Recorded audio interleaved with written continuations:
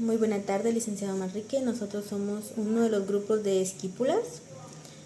Somos 5 integrantes. Mi nombre es Andrea García. Está mi compañera Kenia Anaí. Está mi compañera Yesenia Maybelí, Marian Guadalupe y Erika Caballeros. Nosotros le vamos a hablar un poco sobre lo que es el poder que tuvo Jorge Ubico. En mi caso, ¿verdad? Le voy a hablar un poco sobre el principio, cuando Jorge Ubico asumió la presidencia de Guatemala. Fue en el año de 1931, en medio de una crisis económica, ¿verdad? Y política. Él asumió el cargo y sostuvo al país y lo levantó, ¿verdad? Construyendo infraestructura, carreteras, entre otros. Pero luego, él cuando asumió el cargo de presidencia dijo que él era un reformador y que era una buena persona, ¿verdad? Y pues las personas creyeron en él, votaron por él y quedó como presidente.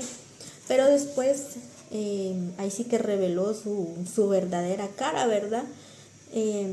Dando a conocer que era una persona totalmente diferente, que era una persona autoritaria, que tenía un régimen muy poderoso y que era muy temido por las personas, ¿verdad? Entonces ya no era para las personas algo en lo que ellos deseaban, ¿verdad? Ellos querían salir como de esa prisión en la que estaban, ya que el presidente los tenía bajo mucho poder y les tenían miedo, ¿verdad? Que ni siquiera podían hablar libremente entre ellos porque él todo lo sabía, ¿verdad? Ya que él tenía una fuerte vigilancia, ¿verdad? Que hasta en el caso más extremo, que hasta lo que se habla en casa se sabe, ¿verdad? Entonces no era algo que las personas quisieran, ¿verdad? Y también porque estaban sometidas a vivir bajo las políticas de él y que era muy estricto, ¿verdad? También las personas de su misma legislación, ¿verdad? De su asamblea legislativa, le podría decir, le tenían temor y no podían opinar libremente lo que ellos querían, ¿verdad? Porque tenían miedo a las represalias que él les fuera a tener contra ellos, ¿verdad? Guatemala se convirtió en un cuartel, ¿verdad? Y todos los guatemaltecos, todos los ciudadanos, ¿verdad? Sufrieron esto y eran como unos soldados sin voz, ¿verdad? Ya que los hombres, la mayoría, no tenían libre expresión, ¿verdad? Porque eran llamados a guerra y todo esto, ¿verdad? Entonces, también como vimos en la película de María Chinchilla, ¿verdad? Ella pues levantó su voz por el magisterio, ¿verdad? Ya que él no quería aumentar el salario, ¿verdad? En aquel tiempo pues era muy poquito, eran centavos, ¿verdad? Y pues era dinero en aquel entonces, pero María Chinchilla pues a pesar de lo que pudieran hacer contra ella levantó su voz y gracias a ella pues muchas personas también se unieron, ¿verdad? Para que el magisterio tuviera un poquito más de derechos, porque todos sus derechos eran violentados gracias a este señor. Y lamentablemente pues falleció, ¿verdad? O sea, la asesinaron porque también querían callarla, pero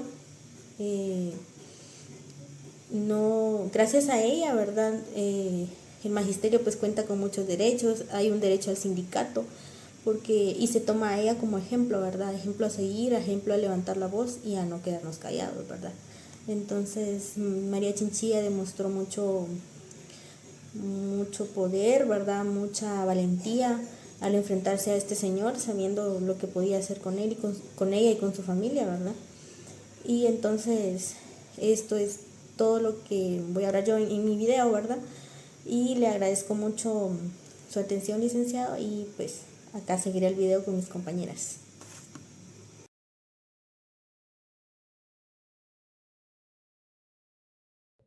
Mi nombre es María Rodríguez y les voy a hablar un poco sobre la modernización y la explotación que hubo durante el periodo de gobernación de Jorge Ubico, el cual comenzó en 1931 y terminó en 1944. Durante ese periodo, Jorge Ubico quiso impulsar una serie de modernización en el país, sin embargo, este llevaba un precio bastante alto, el cual era la explotación laboral de personas indígenas y de la clase trabajadora.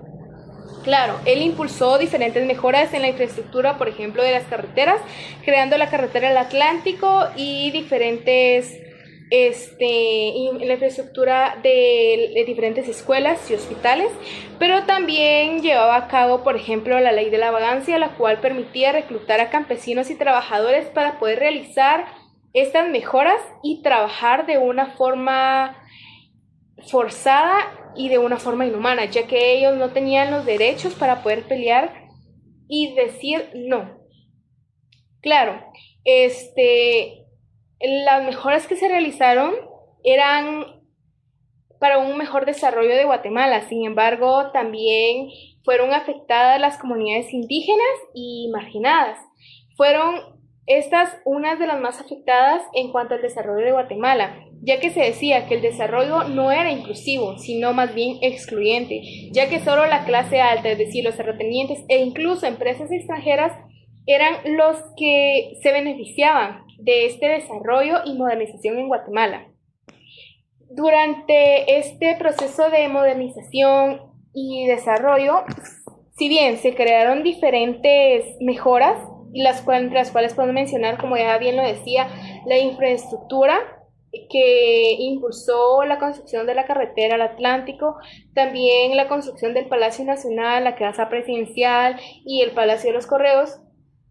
Y bien, tuvimos una estabilización económica, pero esta era más que todo para estabilizar las finanzas del Estado, reduciendo así las deudas políticas y promoviendo una inversión privada. También, en cuanto a la educación, promovió programas para la analfabetización y se creó también el programa X. También se promovió la formación primaria obligatoria. Si bien hablamos de la explotación que se hubo en ese momento, la verdad fue bastante marcada, ya que, como antes lo decía, los más beneficiados en ese aspecto eran los terratenientes y las empresas extranjeras, que a menudo eran a costa de la clase trabajadora y los indígenas acá en Guatemala. En cuanto a la explotación, como ya antes lo mencionaba, la ley de la vagancia era una de estas, que si bien promulgaba que la servidumbre no trabajara por deudas, pero también promovía el hecho de que podían reclutar a campesinos, a obreros, a indígenas para realizar estas obras de desarrollo para el beneficio de Guatemala, que al final del día quienes más se beneficiaron eran hasta incluso personas de otros países que tenían empresas acá. Como ya lo mencionaba, el beneficio a los terratenientes y empresas extranjeras. Se favoreció a estos ya que se les daba más flexibilidad en cuanto a las tierras y al pago y al cómo trataban a los trabajadores. Un ejemplo es de la Fruit Company, que es una empresa extranjera la cual se benefició demasiado a costa de la clase trabajadora y la explotación laboral que se tuvo en ese momento. También se tenía un control social, ya que la oposición se reprimió a la oposición política y se limitó a la libertad de expresión, utilizando tácticas como el espionaje y la delación. Incluso en el decreto 1816, en este decreto eximía a los terratenientes de la responsabilidad de tomar cartas de una forma legal, es decir, no se les podía realizar no se les podía llevar a cabo de forma legal, ya que ellos tenían algo que los protegía, o prácticamente podían hacer lo que ellos quisieran con los campesinos y las personas indígenas, que ninguna ley podía quitarles el derecho de explotar, de la explotación laboral que ellos tenían hacia los indígenas. Si lo hablamos como un resumen, el gobierno de Jorge Ubico se caracterizó por una modernización del país a través de la construcción de una explotación laboral masiva y bajo políticas que solo favorecían a grandes terratenientes y a empresas extranjeras, a personas que no eran del país y que solo tenían acá sus empresas. Incluso se llegó a decir que era una Guatemala la cual era una Guatemala que avanzaba, pero dejando atrás a su gente, debido a la gran desigualdad que se tenía en ese entonces con las personas trabajadoras, ya que se les explotaba de una forma laboral y no se les daba sus derechos y no se les tenía de una forma que ellos quisieran, sino los tenían de una forma forzada y claro, caracterizada porque solo se beneficiaban las grandes empresas, los grandes terratenientes y la clase alta de Guatemala. Gracias.